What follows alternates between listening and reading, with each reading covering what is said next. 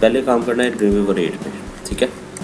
Dream weaver 8 है पुराना लेकिन बड़ा यूज़फुल है। इसके अंदर ना डिज़ाइनिंग के पॉइंट ऑफ व्यू से बड़ा इजीली आप ना डिज़ाइन कर सकते हैं। वो जब CSS में जाएंगे फिर मैं आपको दूसरे वर्जन पे कराऊंगा।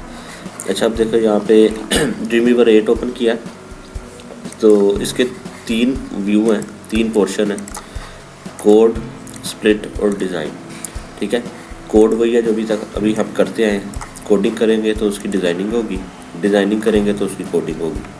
स्प्लिट करेंगे तो दोनों नज़र आएगा। लाइक आप जहाँ पे काम कर रहे हैं तो साथ साथ उसका कोड भी ऊपर शो करवा रहा है। और इसका अगर आपने कोड से अभी कभी करना पड़ भी जाए ना तो इसका बेनिफिट ये है कि आपको प्रॉपर्टीज़ सर्च नहीं करनी पड़ती। जैसे बॉडी है ना, इसके टैग के अंदर आके स्पेस देता हूँ तो उसकी प्रॉपर्टीज़ शो करवा देगा। बैकग्राउंड कलर देना है, जो भी देना है उसकी प्रॉपर्टीज़ शो करवा देता है। जैसे हम मैनुअल लिख रहे थे, लिखना नहीं पड़ेगा, ठीक है ना, हर टैग की है। लेकिन जब हम काम ही डिज़ाइन इसमें कर रहे हैं तो फिर डिज़ाइनिंग के साथ करना चाहिए, बेटर हो जाता है, ईजी है। अब मैं इसको सबसे पहले तो मैं सेव कर रहा हूँ। अब इसमें एक चीज़ का ख्याल रखना, मैंने जैसे पहले बताया भी था कि आप जब एक वो बनाते हैं ना प्रोजेक्ट या कोई भी, तो वो एक सिंगल फोल्डर के अंदर बनाना है। एक फ़ोल्डर बना लेते हैं और फाइल का नाम। अब जब आपने इसको सेव करना है, जब वेबसाइट बनानी है स्पेशली, तो उसके लिए आपने पहले पेज का नाम इंडेक्स रखना है, ठीक है, हर सूरत, अदरवाइज ये चलेगा नहीं, ठीक है ना। इंडेक्स अगर PHP में बना रहे हो तो index.php, अगर HTML में बना रहे हो तो index.html। पहले पेज में सबसे पहले एग्जीक्यूट होना होता है, ठीक है। और वायरस सबसे पहले इसी को ही हिट करता है तो उसका क्या अल्टरनेट होना चाहिए? वायरस तो हर चीज़ को हिट करता है, इंडेक्स फाइल को सबसे पहले, क्योंकि इंडेक्स उन्होंने वायरस पे बेसिकली उन्हें जिसने वायरस बनाया होगा ना उसको पता कि जी पहली मेन फाइल वेबसाइट चलती ही इंडेक्स से है, तो इंडेक्स को आप पिक कर लें या इंडेक्स को पकड़ लें तो सारी वो हो जाएंगी। तो उससे वो वायरसेस तो आते हैं लेकिन वो आपकी सिक्योरिटी होती है, आप उसके हिसाब से मैनेज कर लेते हैं। क्योंकि जो सर्वर होता है ना, सर्वर ने आपके मल्टीपल पेजेस पड़े होते हैं, उनमें से इंडेक्स को चलाना होता है। अगर इंडेक्स नहीं है तो किसी को नहीं चलाएगा, ठीक है, ओके। अच्छा, यहाँ पे अब देखिए ये माइक्रोसॉफ्ट वर्ड की तरह काम करता है सारा ड्रीमवीवर। प्रॉपर्टीज़ नीचे है, जैसे आप टेक्स्ट लिखते हो उसको बोल्ड करना है, इटैलिक करना है, अंडरलाइन करना है, सेंटर लाइन करना है, टेक्स्ट का कलर चेंज करना है, उसका फ़ॉन्ट साइज़ चेंज करना है, उसका स्टाइल चेंज करना है, सारा कुछ। अब जो काम हम पहले कोडिंग से कर रहे थे आप वर्ड की तरह वर्किंग कर रहे हो, बड़ा आसान है, इसमें सारा वर्ड है। अच्छा, फिर इसी तरह पेज प्रॉपर्टीज़ आपके पास ओपन रहनी चाहिए हर वक्त, ताकि पेज के हिसाब से हमने काम करना है। यहाँ पे सारे टूल्स आ रहे हैं।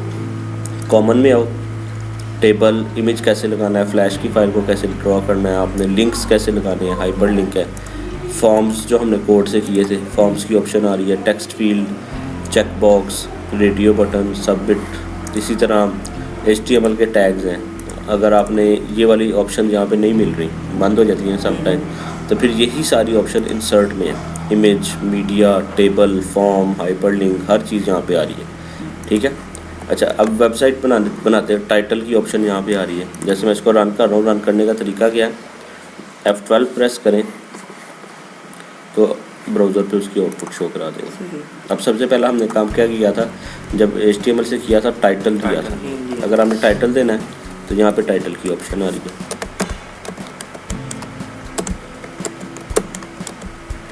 ठीक है। टाइटल दे दो, रन करो, टाइटल आ जाएगा, वेलकम, ठीक हो गया, ओके। आगे मुझे जाके याद कराना, थोड़ा सा आगे जावास्क्रिप्ट जब पढ़ लेंगे तो वो जहाँ पे आता है ना आइकन आता है किसी वेबसाइट का अपना, वो भी बताऊंगा कैसे लगता है। अच्छा, अब दूसरी चीज़ क्या है कि हमारी वेबसाइट का साइज़ क्या होना चाहिए। 2-3 चीज़ें होती हैं वेबसाइट बनाने से पहले कि वेबसाइट का साइज़ क्या हो, वेबसाइट में हमने देना क्या है, ठीक है ना। तो उसके लिए हमने देखना होता है कि हमारी रेजोल्यूशन क्या है। राइट क्लिक करो, स्क्रीन रेजोल्यूशन चेक करो 1366, क्योंकि लैपटॉप पे काम कर रहे हैं तो लैपटॉप की स्क्रीन वाइड है, वाइड स्क्रीन है, चौड़ी स्क्रीन है, इसलिए उसकी रेजोल्यूशन ज़्यादा है। नॉर्मली जो हर कंप्यूटर में मिलती है वो होती है 1024, ठीक है ना, ये होती है। इसका मतलब है जिसके पास भी मेरी अगर वेबसाइट ओपन होगी उसकी या तो 1024 होगी या इससे ज़्यादा होगी, इससे कम नहीं अब होती, ठीक है ना।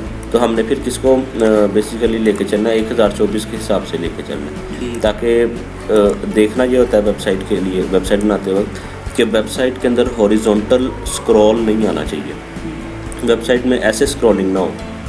वर्टिकल स्क्रॉलिंग होती है वेबसाइट्स के अंदर, लेकिन हॉरिजॉन्टल स्क्रॉलिंग आपको कभी नहीं मिलती है। इसका मतलब है कि विड्थ को हमने देखना होता है कि विड्थ क्या रखनी है, हाइट जितनी मर्जी हो जाए उससे फ़र्क नहीं पड़ता, ठीक है ना। विड्थ को हमने नोट करना होता है। तो 1024 के हिसाब से हम विड्थ इसकी रख लेते हैं 1000 पिक्सल्स, ताकि मेरी वेबसाइट जो है ना, अगर 1024 वाली कंप्यूटर पे ओपन हो तो फिक्स्ड आए, 1000 में आएगी तो फिक्स आएगी ना।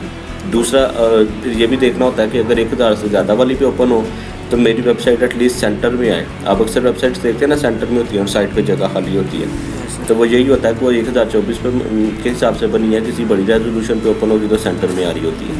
तो उसके लिए हम सबसे पहला काम ये करते हैं कि वेबसाइट को सेंटर में बनाने के लिए नीचे अलाइन की ऑप्शन है, सेंटर में कर लिया, ठीक है। अच्छा, दूसरा अब इसके अंदर जो हमने देना क्या है, अब ये नहीं पता देना क्या है। जब आप वेबसाइट बनाने लगते हैं, अभी तो मैं जनरल के हिसाब से कर रहा हूँ कोई भी, लेकिन जब वेबसाइट बना रहे होंगे तो आइडिया होगा कि हमने करना क्या, डिज़ाइनिंग आ जाती है उसमें। अब इसमें नॉर्मली जो हर वेबसाइट में चीज़ें यूज़ होती हैं वो क्या क्या है कि हर वेबसाइट में एक हेडर होता है जिस पे कंपनी का नाम होता है, कंपनी का लोगो, स्लोगन वगैरह लिखा होता है, ठीक है। हर वेबसाइट का एक फुटर होता है, फुटर मस्ट होता है, ठीक है। उसकी रीज़न ये है कि फुटर अगर आप नहीं देते हो ना, अगर आप खाली छोड़ देते हो तो वो क्योंकि एंड यूज़र को तो नहीं पता आपने वेबसाइट कितनी बनाई है, वो ये कंसिडर कर रहा होता है कि शायद अभी इसके नीचे वेबसाइट में ओपन होना है, वो हो ही नहीं रही ओपन। आपने एंड बताया होगा, दैट मीन्स के पता चल जाता है कि वेबसाइट एंड हो गई है, ठीक है ना। एक फुटर, एक हेडर। बाज़ दफ़ा हेडर ऐसे भी होते हैं कि बैनर बना होता है, बैनर ही हेडर होता है, यानी कि बैनर पे ही कंपनी का नाम लिखा होता है, वो डिपेंड करता है वेबसाइट पे। फिर हेडर फुटर के बाद आ जाता है मेन्यू, एक मेन्यू पोर्शन जिसके अंदर लिंक्स आ जाते हैं। फिर उसके बाद आ जाता है बैनर का पोर्शन जिसके अंदर एनिमेटेड बैनर भी होते हैं, स्टिल इमेज वाले बैनर भी होते हैं। और फिर एक पोर्शन आ जाता है डिटेल का। दैट मीन्स के 5 पोर्शन तो मस्ट हैं हर वेबसाइट में, हेडर, फुटर, मेन्यू, बैनर और डिटेल। बाद वो डिपेंड करता है कि कुछ वेबसाइट्स की डिटेल ज़्यादा होती है तो बढ़ती जाती है, कुछ की कम होती है, उसके हिसाब से। कुछ के मेन्यू हॉरिजॉन्टल होते हैं, कुछ के मेन्यू वर्टिकल होते हैं, कुछ में दोनों होते हैं, हॉरिजॉन्टल भी होते हैं, वर्टिकल भी होते हैं। पर हॉरिजॉन्टल है, नीचे वर्टी, साइड पर वर्टी, हाँ, वर्टिकल आ रहे होते हैं, टॉप पे और दोनों होते हैं। उसके हिसाब से अब हम कोई डिज़ाइन करते हैं। अब जब HTML में काम करना होता है ना, तो HTML में ये सारा काम पोर्शंस जो बनाने हैं टेबल से बनते हैं, ठीक है। मैं यहाँ पे पॉइंटर रख के टेबल यहाँ से इंसर्ट कर रहा हूँ। कॉमन में टेबल पड़ा हुआ है या इंसर्ट में टेबल है, ठीक है। टेबल पे क्लिक किया, वो पूछ रहा है कि कितनी रोज़ कितने कॉलम्स बनाने हैं, ठीक है। इसमें 5 रोज़, क्योंकि 5 पोर्शन है, 1 कॉलम, और इसकी विड्थ हम रख देते हैं 1000 पिक्सल्स। परसेंट नहीं रख रहा हूँ, ठीक है। परसेंट क्यों रखते हैं आप? परसेंट का मतलब है वो 100%, अगर आप रख दोगे किसी भी कंप्यूटर पे ओपन होगी वो 100% फिक्स्ड आएगी। लेकिन वो मसला करती है जहाँ पे इमेजेस हो, इमेजेस को जब 100% करेगा ना वो स्ट्रेच हो जाता है, ठीक है ना। 1000 पिक्सल विड्थ, देखो इसके अंदर भी विड्थ पूछ रहा है, हाइट नहीं पूछ रहा, ठीक है। ओके कर दें तो 5 मेरे पास उसके वो रोज़ बन गई हैं। 1 मिनट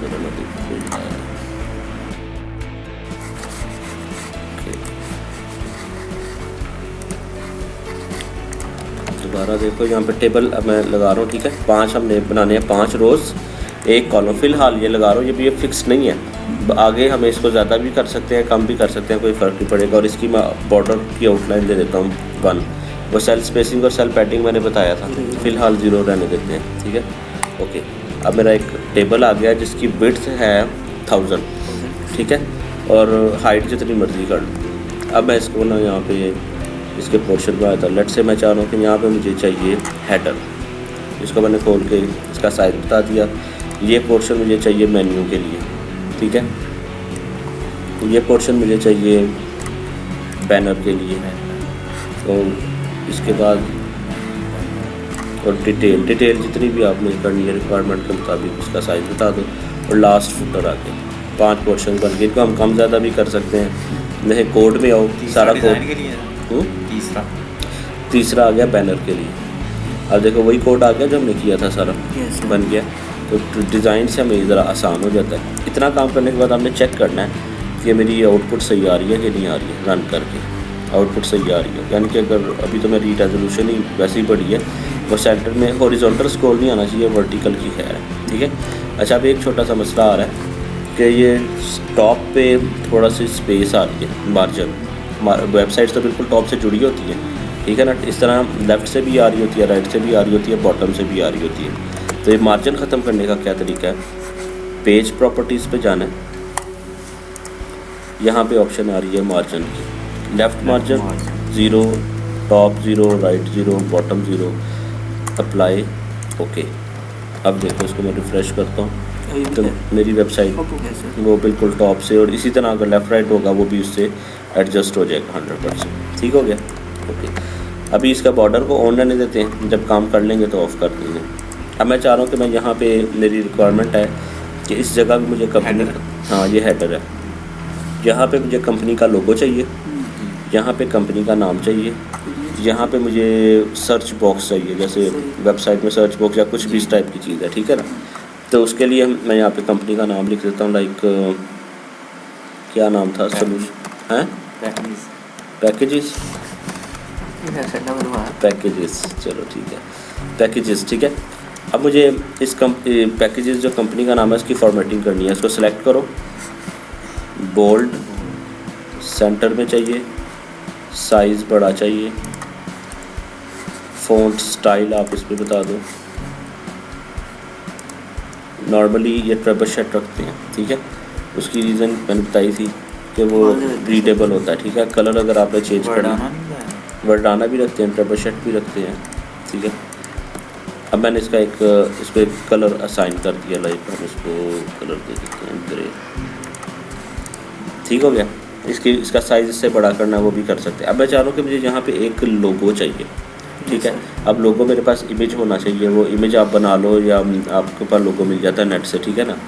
यहाँ पे आपने जो लोगो लगाना है इसमें चेक क्या करना है कि वो इमेज होगा, उस इमेज की हाइट इस रो से बड़ी नहीं होनी चाहिए, ठीक है ना, क्योंकि अगर इससे बड़ी होगी, जब इमेज इस पर लगाऊंगा तो वो उसको खोल देगा, जब खोल देगा तो सारी सेटिंग ख़राब हो जाएगी। इससे बड़ी नहीं होनी चाहिए। अब आपने देखना इसकी हाइट कितनी है, इस पे पॉइंटर रखो, नीचे इसकी हाइट शो करा रहा है 85 पिक्सल हाइट की ये सेल है, ठीक है।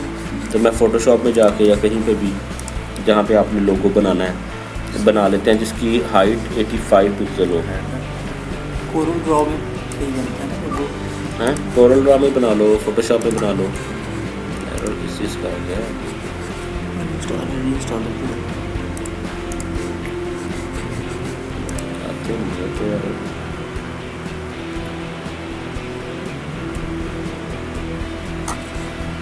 सच सर इसका क्रैक नहीं चल रहा था, किसका, सिर्फ फोटोशॉप का।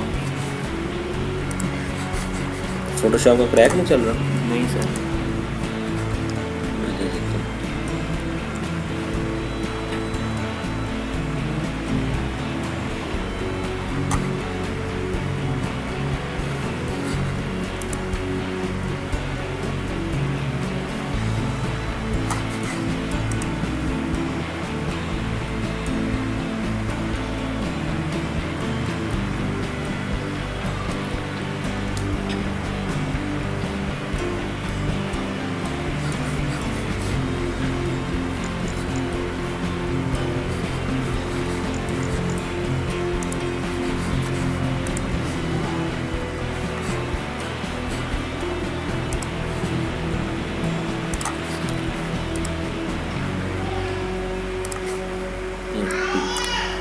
है 85 पिक्सल हाइट थी ना, 85 पिक्सल हाइट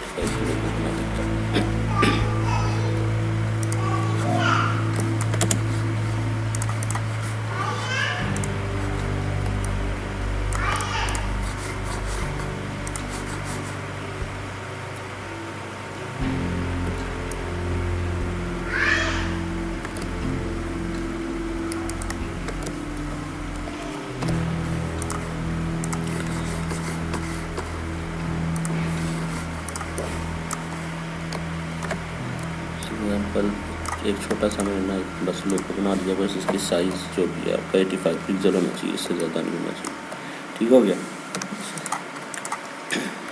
इसको एक्सपोर्ट कर देते हैं इमेज में, इमेज ही लगती है जो भी है।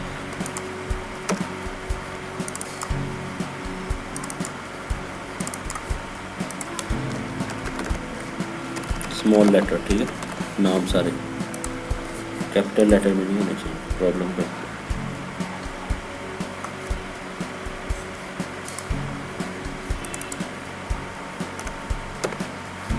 सर ये क्या रेजोल्यूशन? रेजोल्यूशन सेट की है ताकि साइज बढ़ाना हो। अब ये इमेज लगाना है, यहाँ पे पॉइंटर रखें, इमेज में जाओ, लोगो सेलेक्ट कर लो, छोटा सर रेजोल्यूशन चेंज करो।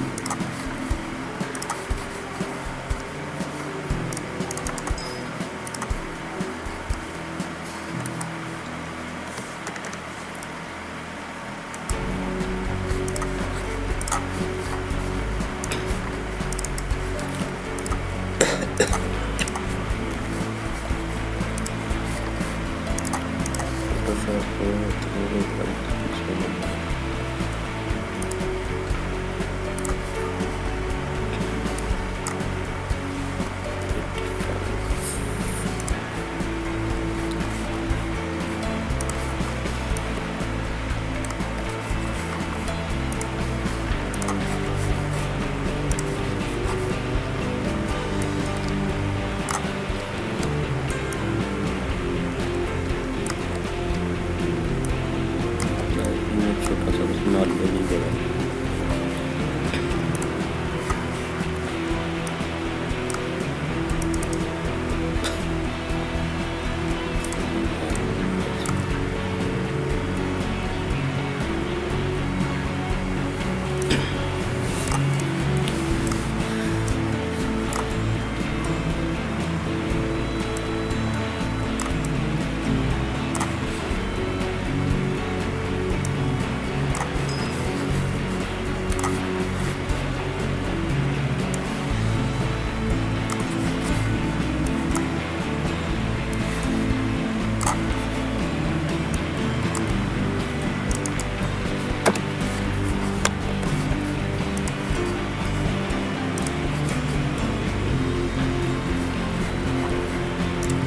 नॉर्मली जो आपने लगाने होते हैं ना इसके अंदर इमेजेस वेबसाइट्स के अंदर, वो पीएनजी होने चाहिए। पीएनजी का मतलब है ट्रांसपेरेंट बैकग्राउंड। ट्रांसपेरेंट बैकग्राउंड का मतलब ये है कि अगर मेरा ये इमेज किसी भी कलर के बैकग्राउंड पे लगेगा तो उसका बैकग्राउंड उठा लेगा, यानी कि वो पीछे उसका बैकग्राउंड शो करवाएगा, ठीक है।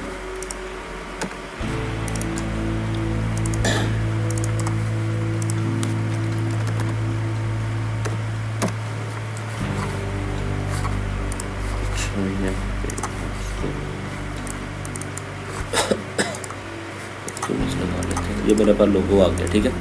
अच्छा, मैंने जब लोगो लगाया तो वो मेरा बिल्कुल पैकेजेस के साथ जुड़ा हुआ, ठीक है। मैं चाह रहा हूँ कि लोगो मेरा कॉर्नर पे हो, पैकेजेस दरमियान पे हो, तो मैं यहाँ पे पॉइंटर रख के इसकी अलाइनमेंट लेफ़्ट करता हूँ तो लेफ़्ट पे आ गया, लेकिन मेरा पैकेजेस भी उसके साथ आ गया। उसकी रीज़न ये है, मैं जहाँ पे भी इसकी अलाइनमेंट करूँगा, एक सेल होने की वजह से दोनों चीज़ें हैं, जितनी भी इस सेल में चीज़ें पड़ी हैं वो इकट्ठी मूव होगी। तो एक ही सेल के अंदर दोनों चीज़ें एक सेल में है ना, एक ही रो है ना ये, ठीक है ना, और एक ही कॉलम है इसके अंदर, तो उसमें आ रहा है, तो ये प्रॉब्लम करेगा। हमें फिर करना क्या चाहिए कि हम इसके दो पोर्शन बना लेने चाहिए, यानी कि पहले पोर्शन में लोगो आ जाए, दूसरे में कंपनी का नाम आ जाए। तो मैं इसको डिलीट करके इसको स्प्लिट कर रहा हूँ, इस सेल को दो कॉलम के अंदर। पॉइंटर रखो इस सेल में जिसको भी स्प्लिट करना है। यहाँ पे प्रॉपर्टी बार के अंदर ऑप्शन आ रही है स्प्लिट सेल्स, और इसके साथ एक और ऑप्शन आ रही है मर्ज सेल्स। अगर दो को मर्ज करना है तो मर्ज कर लो, अगर स्प्लिट करना है तो स्प्लिट। इसको मैं बता रहा हूँ दो कॉलम में स्प्लिट कर दे। अब दो कॉलम बन गए, पहले कॉलम के अंदर हम लोगो रख लेते हैं, ठीक है, ये लोगो आ गया। दूसरे के अंदर मैं लिख लेता हूँ पैकेजेस।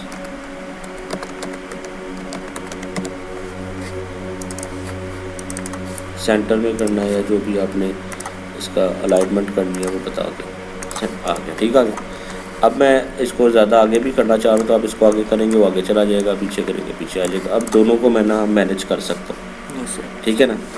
अच्छा, अब मैंने इसको कर तो लिया है, लेकिन तरीका ये भी गलत है। तो गलत किस सेंस में है कि मैंने टेबल तो हमारा एक ही लगा हुआ है ना, उसी टेबल के एक सेल को मैंने स्प्लिट किया है। इसका मतलब अगर मैंने एक सेल के अंदर एक कॉलम बनाया है तो देखो इसका नीचे तक इफेक्ट आ रहा है, लाइन नीचे तक आ रही है।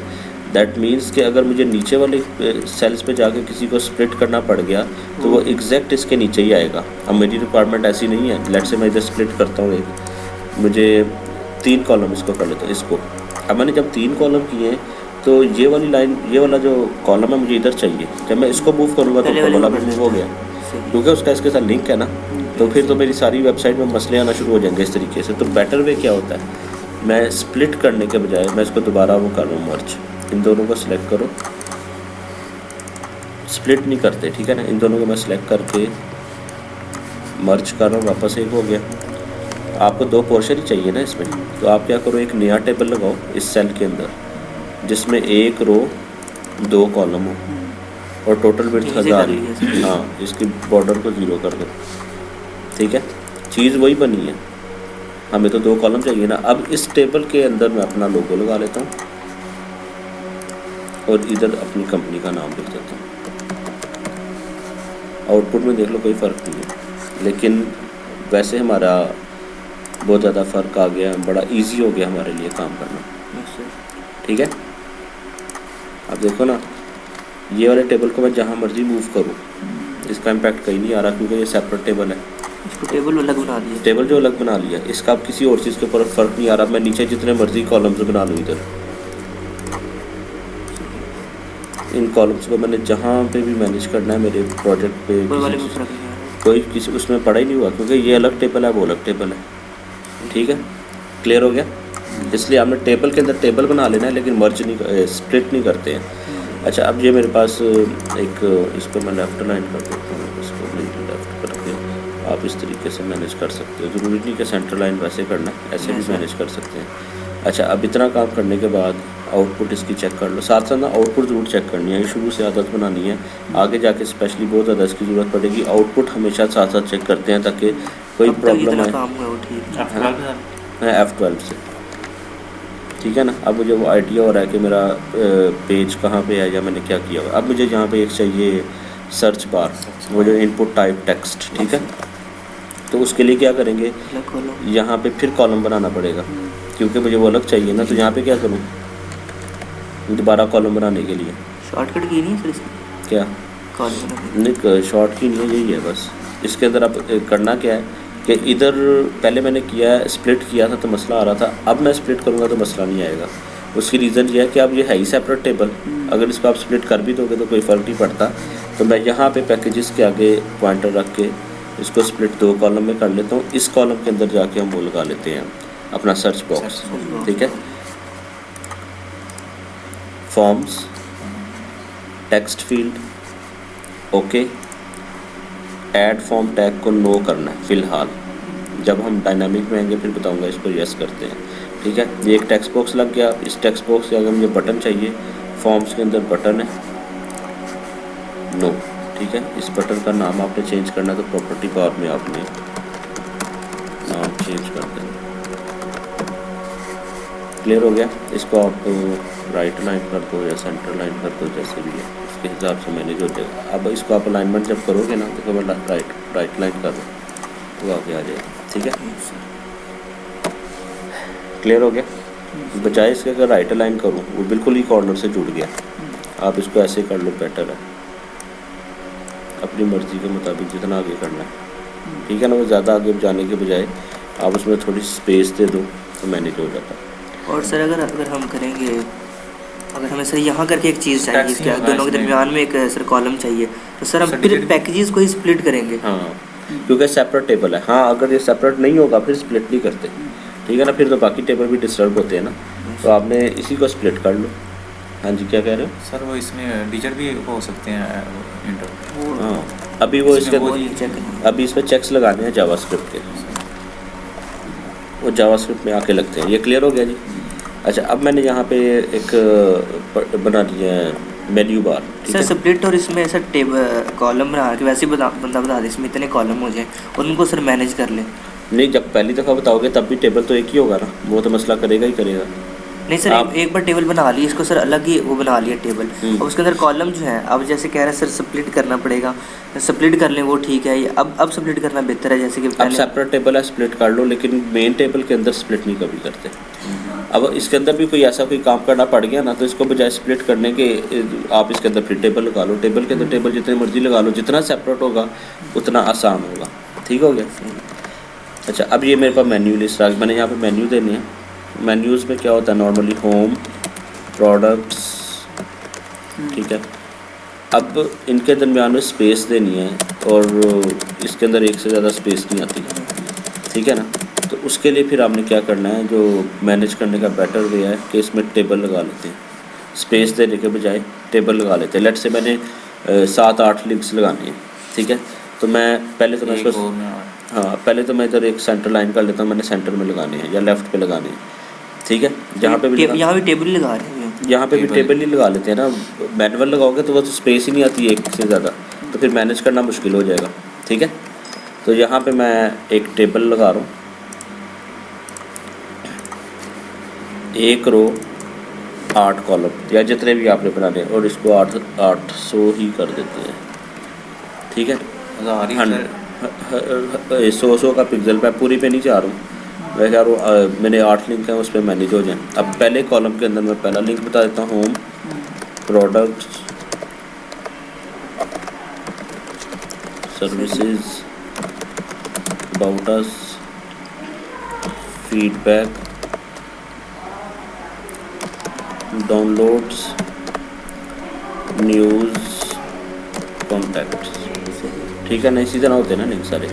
अब मैं इन सब लिंक्स को सिलेक्ट करके ड्रैग करके सिलेक्ट करो और सेंटर लाइन कर दो ताकि अपने अपने सेल के सेंटर में आ जाए। और मैं चाह रहा हूँ मेरा ये लिंक्स मुझे चाहिए बिल्कुल सेंटर में। बिल्कुल। तो ये टेबल को सिलेक्ट करो, अलाइन में जाके इसको सेंटर लाइन कर दो, सेंटर में आके अब रन करके देखो आउटपुट क्या है, ठीक है। अभी ये लिंक नहीं बने, भी सिर्फ टेक्स्ट लिखा है। अभी इनको हाइपर लिंक हमने बनाना है। ये क्लियर हो गया।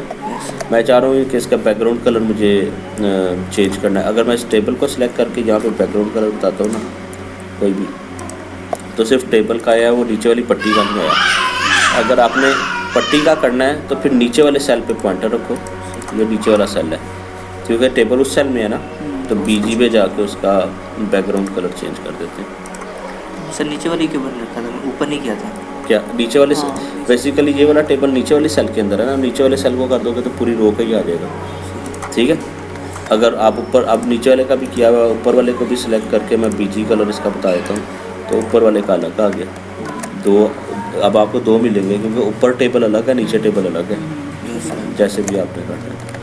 अच्छा, दूसरी चीज़ ये है कि टेक्स्ट के कलर ये है और बैकग्राउंड के कलर ये हैं नीचे, ठीक है। टेक्स्ट वाली ये प्रॉपर्टीज़ हैं, इस लाइन से ऊपर टेक्स्ट की प्रॉपर्टीज़ हैं, ठीक है।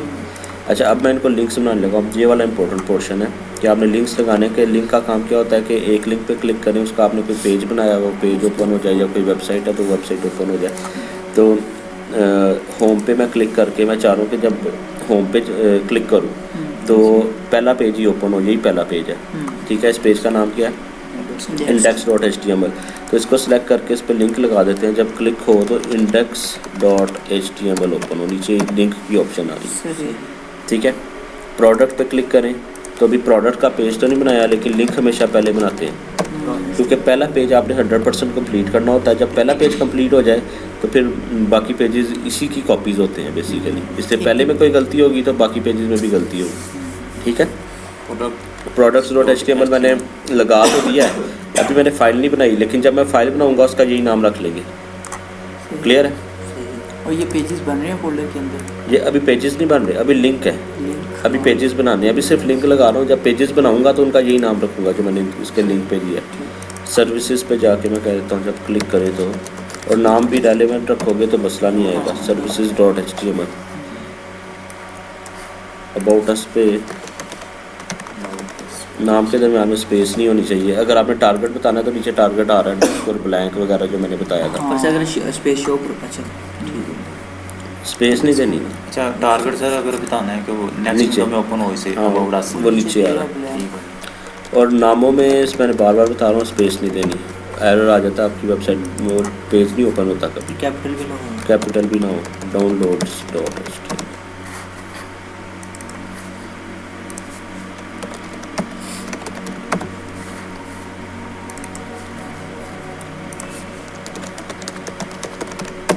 कॉन्टैक्ट, ठीक है। अब ये सारे लिंक बन गया, रन करके देखते हैं। अब देखो एक का कलर चेंज है, बाकियों का नहीं, क्योंकि इस पर क्लिक हुआ हुआ है ना, इस पेज पे है ना, अभी वो मैंने कलर चेंज नहीं किया ना। अब मैं देखो प्रोडक्ट्स पे आता हूँ तो नीचे लिखा नज़र आ रहा है products.html, services.html, क्लिक करो, services.html पे गया, ठीक है, लेकिन ओपन नहीं हुआ। उसकी रीज़न क्या है? क्योंकि अभी मैंने बनाया नहीं पेज, अभी लिंक लगाया, पेज नहीं बनाया। जब पेज बनाएंगे और इसी नाम का बनाएंगे तो ओपन भी हो जाएगा। ठीक हो गया, ओके। अच्छा, अब इनके कलर चेंज करने हैं। अब इसकी प्रॉपर्टीज़ हैं कि जैसे यहाँ पे आते हैं ना, इनके कलर अजीबोगरीब आ रहे हैं। जिन जिन पे मैंने क्लिक किया उसका कलर कुछ हो गया, कुछ और हो गया, और बाकियों का कुछ और। मैं चाह रहा हूँ कि मेरी मर्ज़ी के कलर हो, मेरी मर्ज़ी का स्टाइल हो। रोल ओवर करें तो फ़ॉन्ट का कलर भी चेंज करें, जैसे वेबसाइट्स में। हाँ, ये चीज़ें ख़त्म करनी है। लिंक लगाने के बाद पेज प्रॉपर्टीज़ में आओ, लिंक्स, यहाँ पे लिंक्स की प्रॉपर्टीज़ आ रही है कि आपके जितने भी वो लिंक्स यूज़ हो रहे हैं उनका फ़ॉन्ट स्टाइल क्या यूज़ करना है आपने, ठीक है। फ़ॉन्ट स्टाइल बता दो, उनका साइज़ क्या, 12 से 14 होता, ठीक है। और ये 4 कलर आ रहे हैं कि लिंक का फर्स्ट टाइम क्या कलर हो, वाइट, ठीक है। जब आप उस पर रोल ओवर करें तो उसका कलर क्या हो जाए, जो भी आपने बताना है, ठीक है ना। ऑरेंज, विजिटेड लिंक, जैसे भी मैंने 2 पे क्लिक किया था, 2 के कलर चेंज थे ना, इसका मतलब वो विजिट हो चुके हुए हैं। तो विजिटेड का भी मैं वाइट ही कर रहा हूँ, क्योंकि वो रंग बिरंगी कलर भी बुरे लगते हैं, ठीक है। और एक्टिव का मतलब है जिस पेज पे उसका क्या कलर हो, चेंज करना है तो ठीक है, वरना इसका भी वाइट, नॉर्मली वाइट ही। इसका एक्टिव का क्या मतलब होता है? जिस पेज पे आप हो, करंट पेज में।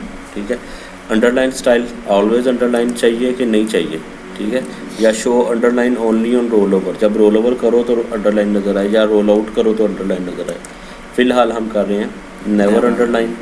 अब देखिए मैंने अप्लाई किया है, ये लिंक्स के ऊपर अप्लाई नहीं हुआ, ये पेज के ऊपर अप्लाई हुआ है। पेज का मतलब है मैं इस पेज पे कहीं पे भी लिंक बनाऊंगा, ये वाली प्रॉपर्टी ऑटोमेटिकली कॉल कर लेगा। इस टेबल के अंदर नहीं। हाँ, ठीक है। अब देखें यहाँ पे रिफ़्रेश करें तो मेरे वो सारे स्टाइल वगैरह चेंज हो गए, रोल ओवर करने पे सारे ऑरेंज हो रहे हैं। ठीक हो गया। मैं ये पैकेजेस को लिंक बना देता हूँ, तो देखना ऑटोमेटिकली इसने उसकी प्रॉपर्टी उठा ली, वो भी लिंक बन गया हुआ है।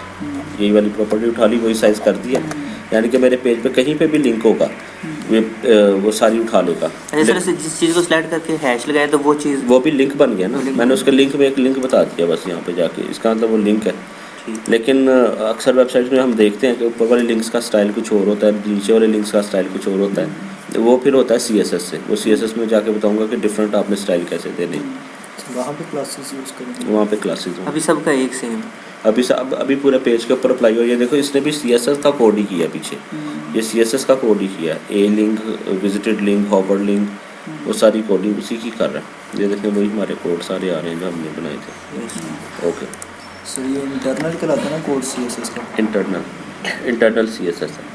अच्छा, अब मैं इसके ऊपर अब एक और चीज़ होती है वेबसाइट में, हम देखते हैं वो ड्रॉप डाउन लिस्ट आ रही होती है, ड्रॉप डाउन मेन्यू आ रहा होता है, ठीक है ना। मैं प्रोडक्ट पे ड्रॉप डाउन मेन्यू बनाना चाह रहा हूँ, ठीक है। वो ड्रीमवीवर 8 में ही बनेगा, ठीक है। CS6 में भी बनेगा, लेकिन वो इस तरीके से नहीं बनता, ये आसान है इसमें, ठीक है। जिसके ऊपर आपने ड्रॉप डाउन मेन्यू या ड्रॉप डाउन लिस्ट लगानी है, उस लिंक को सेलेक्ट करो, जिसके ऊपर लगानी है उस लिंक को सेलेक्ट कर लो। वो लिंक होना ज़रूरी है, सिंपल टेक्स्ट पे नहीं लगेगा, ये ज़हन में रखना। मैंने लिंक के ऊपर पॉइंटर रखा, विंडो पे जाओ, बिहेवियर्स में ये प्लस का साइन है, यहाँ पे आपको मिलेगा शो पॉपअप मेन्यू। अगर देखो मैं पैकेजेस को सिलेक्ट करता हूँ तो वो ऑप्शन ऑफ है, क्योंकि वो लिंक नहीं है ना, ये लिंक है। तो इस पर आप जाओगे तो शो पॉपअप मेन्यू आ रहा होगा, इसमें जाएं, कंटिन्यू करें, डायलॉग बॉक्स आ गया। अब आपकी जो भी प्रोडक्ट्स हैं, लेट्स से प्रिंटिंग, ये लिंक बना रहा हूँ जो ड्रॉप डाउन ओपन होने हैं। अब इस पर क्लिक करके जिस फाइल में ओपन होना है उसका नाम printing.html और उसका टारगेट, ठीक है, अगर बताना है तो, ठीक है ना। वही अब लिंक तो बन रहे हैं ना, लिंक पे वही चीज़ें आ जाएंगी। प्लस दूसरा मीडिया, या इसको हम कह देते हैं आउटसोर्स, या जो भी लिंक्स हैं हमारे, ठीक है, out.html। अब मेरे पास इसके अंदर सब लिंक्स वाला भी एक पोर्शन आ रहा है, लाइक मीडिया का, ठीक है, मीडिया का एक पोर्शन आ रहा है। मेरे मीडिया के अंदर 2 मीडिया आ रहे हैं, ठीक है, तो मैं प्लस कर रहा हूँ, ये नीचे बनते जा रहे हैं। लाइक एक मीडिया है, प्रिंट मीडिया, इस पर क्लिक करें तो P media dot HTML open हो। ये 2 बन गए हैं। मीडिया पे आपने मीडिया पे नहीं दिया क्योंकि उसका सब होगा ना। Web media W media dot HTML। इसी तरह तीसरा हम मल्टी मीडिया मल्टी, उसका भी सब देने के लिए साथ ही ऑप्शन पे क्लिक किया। मैंने भी सब नहीं दिया, अभी मैंने सिंपल ही बनाया। अभी सब किसी का नहीं है। अब मैं चाह रहा हूँ कि मीडिया के नीचे जो 3 आ रहे हैं ना, ये मीडिया के सब बन जाए। ठीक है ना। तो जिसका सब बनाना है वो ऊपर होना चाहिए, जिसको बनाना है वो नीचे होना चाहिए। अब मैं जब इसको बनाऊंगा तो इसका बनेगा, कैसे बनेगा, इंडेंट का बटन है, इंडेंट उसके अंदर आ गया। ठीक है। अब वेब मीडिया पे क्लिक करेंगे तो वेब मीडिया के ऊपर कौन सा है, प्रिंट मीडिया। हाँ प्रिंट मीडिया का बन लेकिन सर जाएगा। अगर जैसे हमने मीडिया का ही बनाना हो तो फिर इसको एक स्टेप आउट डेंट कर दो, एक दफ़ा इंडेंट करने के बाद फिर आउट डेंट। इसका भी ऐसे ही है, इंडेंट करेंगे उसका हो जाएगा, फिर आउट डेंट कर दो। तो उसका ही बन जाएगा। ठीक है। तो मेन 3 है और तीसरे के 3 और है। ठीक हो गया। अपीयरेंस, अब मैं चाह रहा हूँ कि इसका कलर मेरी वेबसाइट के हिसाब से हो जो मैं यूज़ कर रहा हूँ। लाइक मैं चाह रहा हूँ बैकग्राउंड कलर यही हो, ग्रे कलर ही हो, और टेक्स्ट का कलर यही हो। जब रोल ओवर करें तो इसका कलर ये हो जाए थोड़ा सा, ठीक है ना, पता चले ना रोल ओवर हो रहा है। और इसका टेक्स्ट का कलर भी ब्लैक ही कर देते हैं, या जो भी आपने करना है डिफरेंस ज़्यादा क्लियर होगा। ठीक हो गया। अच्छा, वही फ़ॉन्ट स्टाइल यूज़ करो जो आपने इधर यूज़ किया ताकि सेम एक जैसी चीज़ लगे। वही फ़ॉन्ट साइज़, वही फ़ॉन्ट स्टाइल, सेंटर नहीं करना, राइट नहीं करना, लेफ़्ट ही होते हैं ये। ठीक है। एडवांस्ड में जाओ। बेसिकली अगर आप गौर करो ना, ये 4 कॉलम नज़र आ रही है, टेबल ही है। तो एडवांस के अंदर वही टेबल की प्रॉपर्टीज़ आ गई है। पिक्सल्स आपने उसकी विड्थ कितनी रखनी है, 122। कि मेरा ये जो मेन्यू ओपन हो रहा है ज़रा इसकी विड्थ ज़्यादा हो, छोटी वो बुरी लगती है। हाइट बढ़ानी है, हाइट बढ़ा दो। सेल स्पेसिंग यानी कि 2 कॉलम के दरमियान में स्पेस बढ़ानी है, तो मैंने 5 कर दिया, स्पेस ज़्यादा आ गई है। नहीं देनी तो 0 कर दो। ठीक है। बॉर्डर उसका शो करवाना है कि नहीं कराना। अगर करवाना है बॉर्डर शो, तो बॉर्डर का कलर क्या शो कराना है, जो भी रिक्वायरमेंट है। फिर पोजीशन के मेन्यू नीचे खुले, सामने खुले, नीचे खुले, ऊपर खुले, नीचे खुले। ठीक है। ओके। अब देखिए उसने इधर एक बुक मार्क सा बना दिया, इसका कोड कर दिया पीछे सारा। कोड को नहीं छेड़ना, सारा ख़राब हो जाएगा। अभी नहीं छेड़ना। जब हम डायनामिक काम करते हैं ना, तो फिर हम कहते हैं कि हमारी कंट्रोल पैनल से ये खुद ही बने, फिर कोड में आते हैं। यहाँ पे देखिए इसकी एक फ़ाइल बन गई है MM मेन्यू। ठीक है। इसको भी नहीं छेड़ना, रन करो। जब आप फ्लैश या जावास्क्रिप्ट का काम करते हो ना, तो अलाउ करना पड़ता है। अलाउ करें, मेन्यू आ गया। ठीक हो गया।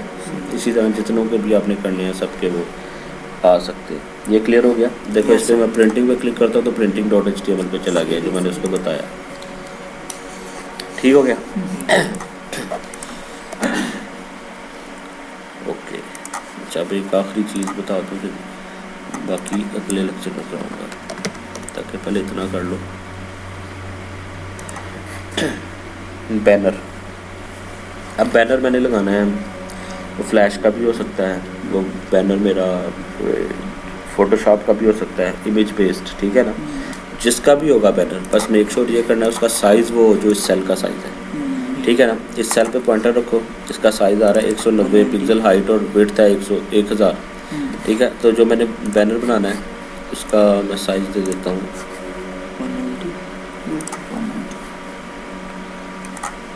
190 पिक्सल, 1000 विड्थ रखनी है, 190 हाइट है। ठीक है। बैकग्राउंड कलर ये कर देते हैं।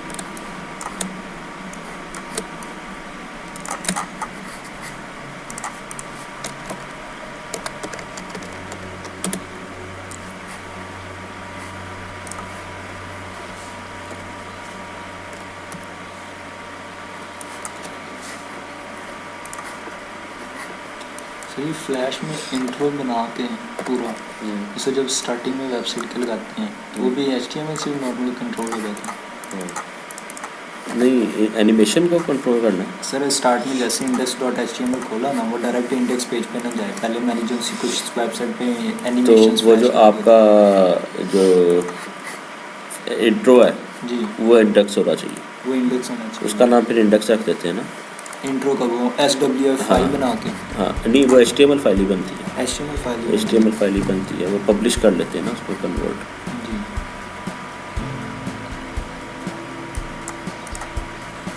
वो स्किप पे फिर बटन करते हैं तो, लेकिन वो एक टाइमिंग होती है, वो मुकम्मल होने के बाद फिर इंडेक्स पेज पे जाता है, या फिर नहीं जैसे स्किप करवा दो, दो स्किप की ऑप्शन होनी चाहिए, क्योंकि एक बार बार एक क्लाइंट देख रहा है, वो अब कह रहा है एक दफ़ा मैंने देख लिया, अब हर दफ़ा ना मैं देखूँ, जी तो स्किप कर दे, वो होनी चाहिए। बैनर ही कहला लिखना था, डॉट HTML नहीं करना है। हैं अभी ये बैनर बना रहा हूँ ना, ये फाइल नहीं बना रहा हूँ, ये SWF फाइल है।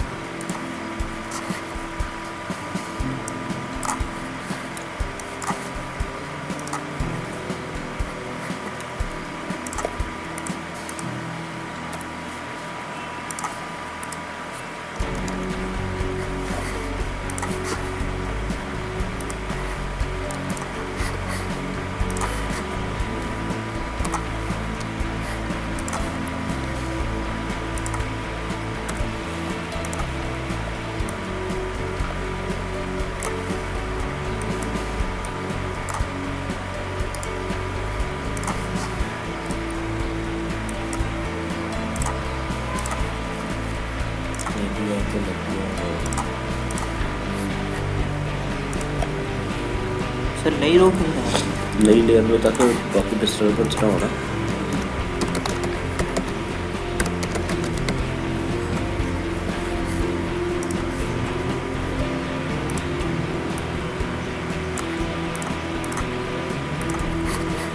और सर ये जो माइक्रो मीडिया फ्लैश, सर ये इसके अंदर ही है, ड्रीमवीवर के अंदर ही है?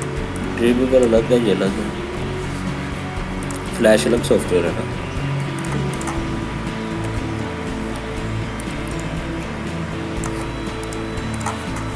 ये मैंने एक छोटा सा बैनर बना दिया।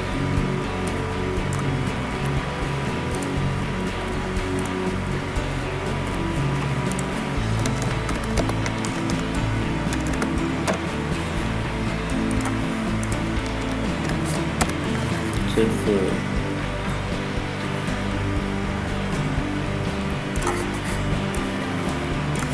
चलो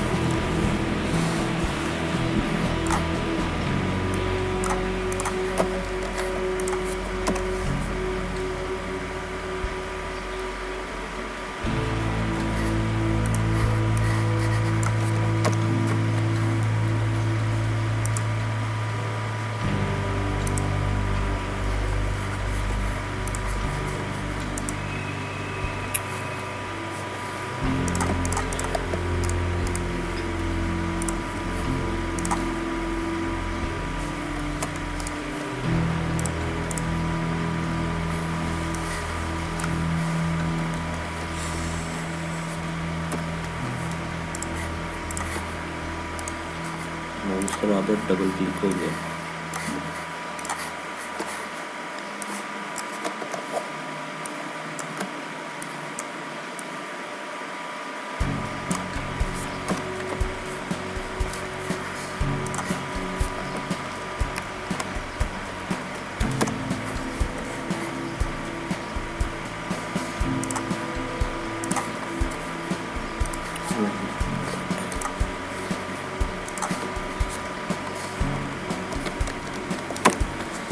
अच्छा जी, ये बैनर बना दिया, ठीक है। अब जब फ्लैश में बैनर बनता है ना, तो दो फाइलें बनाता है वो, एक है FLA फाइल और एक SWF file. FLA file source होता है, SWF फाइल जो होती है ना, ये होता है बेसिकली उसका जो अपने वेब पेज के लिए रन फाइल होती है, वेबसाइट में हम ये लगाते हैं। यहाँ पे पॉइंटर रख के मैं जहाँ पे मैंने लगानी, मैंने ये फ्लैश की ऑप्शन है, या मीडिया के अंदर फ्लैश है, जाके ये सेलेक्ट करो। साइज़ मैंने नोट किया हुआ इसलिए एग्जैक्ट एडजस्ट हो जाएगा। रन करें, अलाउ, फ्लैश का बैनर, ठीक है।